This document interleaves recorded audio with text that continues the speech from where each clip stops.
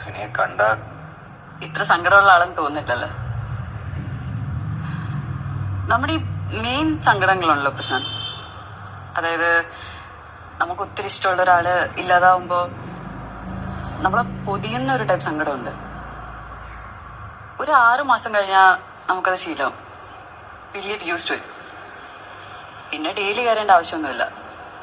നമുക്ക് തമാശ പറയാം, ചിരിക്കാം, ഫ്രണ്ട്സിൻ്റെ കൂടെ പുറത്തു പോവാം, നല്ല ഫുഡ് എൻജോയ് ചെയ്യാം, ഈവൻ പ്രേമിക്കാം.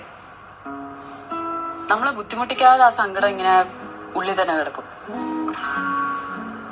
പക്ഷെ പോവില്ല. നമ്മളെ വിട്ടാലല്ലേ പോവുള്ളൂ. ഞാൻ വിടില്ല. ആ സങ്കടം എന്റെ ഒപ്പമല്ലേ.